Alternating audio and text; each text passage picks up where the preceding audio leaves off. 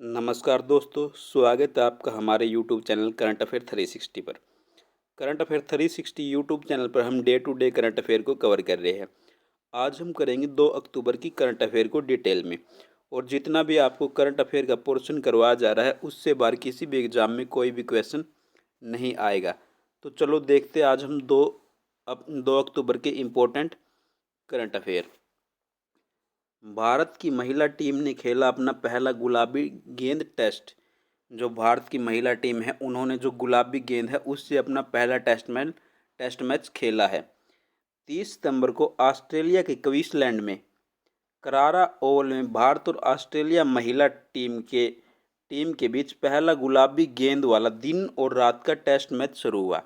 दिन और रात ये एक डे नाइट टेस्ट मैच 14 गुलाबी गेंद से खेला गया। बीसीसीआई और क्रिकेट ऑस्ट्रेलिया आगे चलकर पूरी सीरीज में एक टेस्ट मैच खेलना चाहते हैं। बीसीसीआई का भारतीय टीम का नेतृत्व मिताली राज कर रही है। जो भारतीय टीम की कैप्टन है, ये गुलाबी गेंद का टेस्ट है तो इसमें कौन है? मिताली राज। सिर्फ झूलन गोस्वामी और मिताली राज ही पहले गुलाबी गेंद से खेल चुकी है। ये 2 खिलाड़ी ऐसी है जिन्होंने पहले भी गुलाबी गेंद से मैच खेले हैं।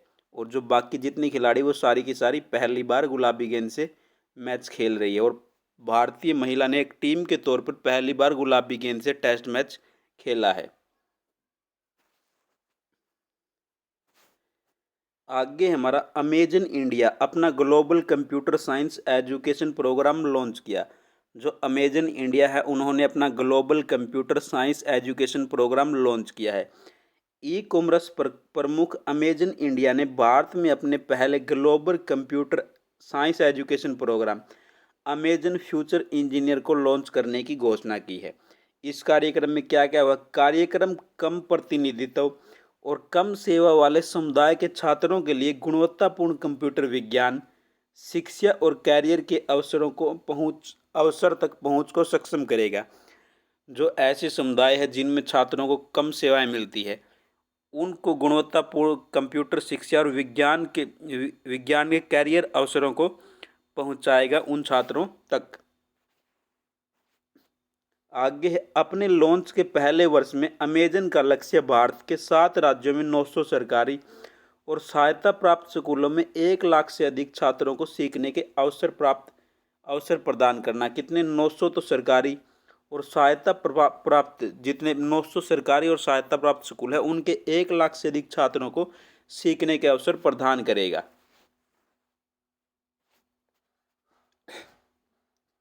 आगे हमारा अमेजन अपने वैश्विक ज्ञान भागीदार के साथ काम कर रहा है जो एक वैश्विक गैर लाभकारी संगठन जो कंप्यूटर विज्ञान शिक्षा के लिए समर्पित है।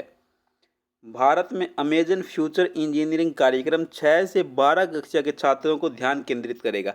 इसमें कौन सी कक्षा के छात्र शामिल है? 6 से लेकर 12वीं क्लास तक के। यह शिक्षकों को कंप्यूटर विज्ञान को अधिक आकर्षक तरीके से पढ़ाने के लिए प्रशिक्षण भी प्रदान करेगा। जो कंप्यूटर शिक्षक है वो अधिक आकर्षक तरीके से बच्चों को शिक्षा प्रदान कर सके, इसके लिए भी यह जो प्रोग्राम है अमेजन इंडिया का, ये इसको आकर्षित और प्रशिक्षण करेगा। अमेजन इस तरह का प्रोग्राम यूएस, यूके, कनाडा और फ्रांस में चला रहा है। इससे पहले जो अमेजन के इस तरह के प्रोग्राम चल रहे हैं वे यूएस, यूके, कनाडा और फ्रांस में चल रहे हैं। आगे हम देखते हैं दिल्ली सरकार घर तक राशन पहुंचाने की स्कीम को मंजूरी।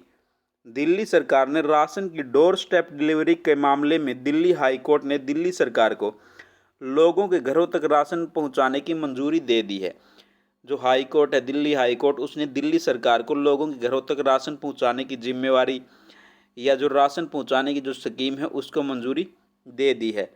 हाई कोर्ट ने कहा है कि लेकिन उचित दर की दुकानों में राशन की कमी नहीं होनी चाहिए। जो भी उचित दर की दुकानें हैं उनमें राशन की कमी नहीं होनी चाहिए। दिल्ली हाई कोर्ट ने दिल्ली सरकार को निर्देश दिया है कि वह सभी उचित मूल्य पर उन कार्ड धारकों की जानकारी दे जिनमें घर पर ही राशन प्राप्त करने का विकल्प चुना है। सरकार को उन कार्ड धारकों की जानकारी भी देनी होगी जिन्होंने घर पर ही राशन प्राप्त करने का विकल्प चुना है। आगे है हमारा के राजारमन दूरसंचार विभाग के सचिव का पदभार ग्रहण किया। जो के राजारमन है उन्होंने दूरसंचार विभाग के सचिव का पदभार ग्रहण किया है। के राजारमन ने दूरसंचार विभाग के सचिव का पदभार ग्रहण किया है। उन्होंने अंशु प्रकाश से पदभार ग्रहण किया। किससे? इससे पहले सचिव कौन से? अंशु प्रकाश। अंशु प्रकाश के स्थान पर इन्होंने पदभार ग्रहण किया है। इससे पहले वे वित्त मंत्रालय के आर्थिक मामलों के विभाग, निवेश और बुनियादी ढांचे के अतिरिक्त सचिव के रूप में कार्यरत थे। वह तमिलनाडु कैडर के 1989 बैच के आईएएस अधिकारी है। कौन? के राजारमन। आगे देखते हम। उन्होंने तमिलनाडु सरकार के कई प्रमुख पदों पर भी कार्य किया है। आगे हमारा बीसी पटनायक एलआईसी के प्रबंधन निदेशक के रूप में कार्यभार संभाला। जो बीसी पटनायक है उनको एलआईसी का प्रबंध निदेशक बनाया गया है। बीसी पटनायक ने जीवन बीमा निगम के प्रबंध निदेशक के रूप में कार्यभार संभाला है। उन्होंने 5 जुलाई 2021 को एक सरकारी अधिसूचना के माध्यम से प्रबंध निदेशक के रूप में नियुक्त किया गया था। कब? 5 जुलाई 2021 को। एलआईसी के एमडी के रूप में कार्यभार संभालने से पहले पटनायक बीमा लोकपाल परिषद मुंबई के महासचिव थे।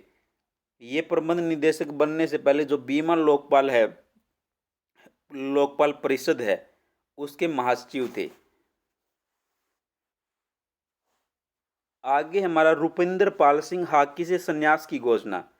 ओलंपिक कांस्य पदक विजेता भारतीय हॉकी टीम के खिलाड़ी रुपिंदर पाल सिंह ने युवा और प्रतिभाशाली खिलाड़ियों के लिए रास्ता बनाने के लिए अंतर्राष्ट्रीय हॉकी से संन्यास की घोषणा की। अब जो ओलंपिक में भारतीय टीम ने कांस्य पदक जीता तो इस टीम के सदस्य थे, खिलाड़ी थे रुपिंदर पाल सिंह। 30 वर्षीय रुपिंदर ने अपने 13 साल के हॉकी कैरियर में 223 मैचों में भारतीय हॉकी टीम का प्रतिनिधित्व किया। इन्होंने 223 मैच खेले हैं। रुपिंदर जुलाई अगस्त 2021 में आयोजित होने वाले ग्रीष्मकालीन टोक्यो ओलंपिक में कांस्य पदक जीतने वाली भारतीय टीम के हिस्सा थे। आगे है हमारा पद्मजा चंद्रू एनएसडीएल के एमडी और सीईओ नियुक्त। जो पद्मजा चंद्रू है उनको नेशनल सिक्योरिटी डिपॉजिटरीज लिमिटेड के प्रबंध निदेशक और मुख्य कार्यकारी अधिकारी के रूप में नियुक्त किया गया है। उन्होंने एनएसडीएल के एमडी और सीईओ के रूप में जीवी नागेश्वर की जगह ली। किसकी जगह ली उन्होंने? जीवी नागेश्वर की। भारत में 2 डिपॉजिटरी है, national security depository limited, central security depositories limited. उन्होंने हितधारक प्रबंधन, डिजिटल परिवर्तन, नियामक मामले, अंतर्राष्ट्रीय अनुभव और विकास को बढ़ावा देने वाले मूल्यों को बढ़ावा देने पर ध्यान देने के साथ ड्राइविंग नवाचार के भी व्यापक अनुभव है। इन जगहों पर उन्होंने काम किया है, इन क्षेत्रों में। आगे है हमारा विनोद अग्रवाल एएसडीसी के अध्यक्ष नियुक्त। ऑटोमोटिव स्किल डेवलपमेंट काउंसिलिंग ने ऑटोमोबाइल उद्योग के दिग्गज विनोद अग्रवाल को अपना अध्यक्ष नियुक्त किया गया। किसका अध्यक्ष नियुक्त किया गया? इसे ASDC automotive skill development counselling का अध्यक्ष किसको बनाया गया है? विनोद अग्रवाल को। अग्रवाल जो वर्तमान में वीई कमर्शियल व्हीकल लिमिटेड के प्रबंध निदेशक और सीईओ है, निकुंज सांगी की जगह लेंगे। किसकी जगह लेंगे? ये निकुंज सांगी की, जो 4 साल तक सेवा देने के बाद एएसडीसी छोड़ देंगे। एएसडीसी की स्थापना 1/10 पहले हुई थी। इसे केंद्र सरकार और राष्ट्रीय कौशल विकास निगम के शीर्ष उद्योग जैसे एसआईएम, एसीएमए और एफएडीए द्वारा बढ़ावा दिया जाता है। ये जो सरकारी उद्योग है ये इसको बढ़ावा देते हैं। यह ऑटो उद्योग के लिए एक कौशल क्षेत्र परिषद है जिसका उद्देश्य ऑटोमोटिव उद्योग के विकास और प्रतिस्पर्धा को बनाए रखने के लिए देश को आत्मनिर्भर बनाना है। आगे हमारा मैनी पैक्यूओ मुक्केबाजी से संन्यास लेने की घोषणा की। जो मैनी पैक्यो है, उन्होंने मुक्केबाजी बॉक्सिंग से संन्यास लेने की घोषणा की है।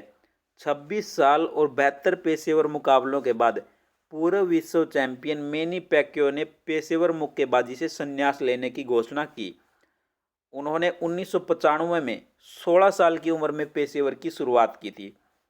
वह 5 अलग अलग भार वर्गों में लाइनल चैंपियनशिप जीतने वाले पहले मुक्केबाज बने और 4 अलग अलग दशकों में विश्व चैंपियनशिप रखने वाले एकमात्र मुक्केबाज है। उन्होंने हाल ही में 40 की उम्र में 2019 तक वेल्टरवेट खिताब अपने नाम किया। उन्होंने अभी 40 साल की उम्र में 2019 में एक वेल्टरवेट खिताब भी अपने नाम पर किया है। आगे हमारा स्मृति मंदाना, पिंक बॉल क्रिकेट में टेस्ट शतक लगाने वाली पहली भारतीय महिला। जो स्मृति मंदाना है वह पिंक बॉल गुलाबी गेंद से टेस्ट क्रिकेट खेला जा रहा है उसमें शतक लगाने वाली पहली भारतीय महिला बन गई है। स्मृति मंदाना ने 1 अक्टूबर 2021 को यह इतिहास रचा क्योंकि वह पिंक बॉल क्रिकेट में टेस्ट शतक बनाने वाली पहली भारतीय महिला बनी। उन्होंने 22 चौके और 1 छक्के की मदद से 127 रन बनाए। मंदाना के कैरियर में ऐतिहासिक शतक भी पहला था। उनके ये कैरियर का भी पहला ऐतिहासिक शतक था। इससे पहले विराट कोहली पुरुषों के खेल में पिंक बॉल टेस्ट में शतक बनाने वाले पहले भारतीय क्रिकेटर है। और जो पुरुष टीम है उन्होंने विराट कोहली है जिन्होंने पिंक बॉल टेस्ट क्रिकेट में पहला शतक लगाने वाले पहले भारतीय क्रिकेटर है।